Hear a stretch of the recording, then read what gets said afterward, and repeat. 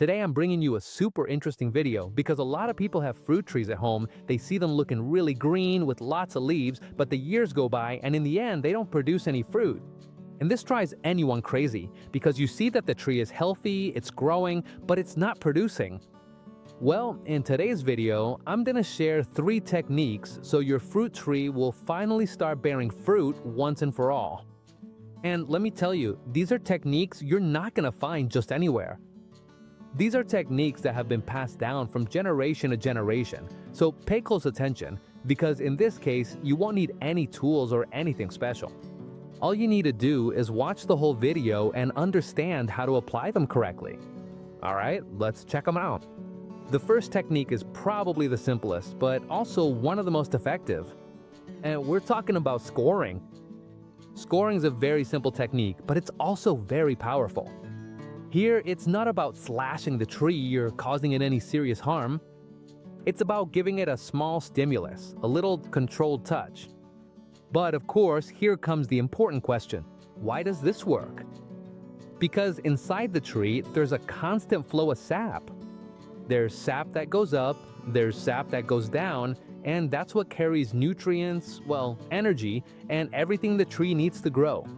So when you make a small cut, what you're doing is slightly altering that flow. You're not blocking it, you're not causing any serious damage, but it's enough for the tree to sense that something has changed. And the tree interprets that as a warning signal. And what does it do automatically? It triggers a natural response. And within that response, there's something very important. It starts to prioritize reproduction. And what does that mean? More flowering and more fruit. Because in the end, the tree's goal isn't just to grow, it's to reproduce. So when it senses this kind of stimulus, it changes its behavior. And now let's get to the important part, how to do it correctly. To do it right, we need a tool. It could be a box cutter, a knife, but it has to be really clean and well sanitized. In this case, to do the scoring, we're gonna make 2 parallel lengthwise cuts, about 2 inches long. And this is very important. The cut is only to cut the bark. You don't need to go deep, you don't need to reach the wood, just mark the bark. You should never cut all the way around the branch. In this case, you don't go all the way around. We're not doing a ring cut, we're just scoring. This is done on about 50% of the branches you want to stimulate. For example, if you have a tree with 10 branches, you can do this on 5 branches. Whichever ones you want to produce first. Then the tree itself, take care of distributing the energy to the rest. Also, if you have any questions about this method, I'd love for you to leave them in the comments. And now, let's move on to the second technique. This is one of those techniques that when you first hear about it, sounds totally crazy, but it actually makes more sense than you think. It's called trunk tapping or hammering. Yeah, I know, it sounds weird, maybe even a little wild. But this practice has been used for a long time, especially in rural areas, on trees like olive or fig trees. These are trees that grow vigorously and with a lot of strength, but for some reason just don't end up bearing fruit. And this is where this technique comes in. What does it actually involve? It's very simple. You give small, gentle, controlled taps at the base of the trunk. No brute force, no taking out all your energy on the tree. It's not about hurting it, nor about stimulating it, because what we're looking for isn't visible damage, but a small internal change. Something almost imperceptible, but enough to trigger a reaction. When you do this correctly, you slightly alter the flow of sap inside the tree. And that small change creates a stress signal. But here's where it gets interesting. Not all stress is bad. In fact, in nature, a mild and controlled stress can be exactly what activates survival mechanisms. And in the case of trees, that means one very clear thing: reproduction. It's as if the tree thinks, something's not right. I need to make sure I leave descendants. And that's when its behavior starts to change, when it stops focusing so much on growing and starts to focus on flowering and bearing fruit. Now, you have to do this wisely. How do you do it right? It's very easy. Now, we're going to give a few light taps with a hammer, but without the intention of damaging the bark. We're just going to create a little stress at the base. A few taps will do the trick. You can do it in several spots, but do it in moderation. There's no need to repeat it constantly or turn it into an act of aggression.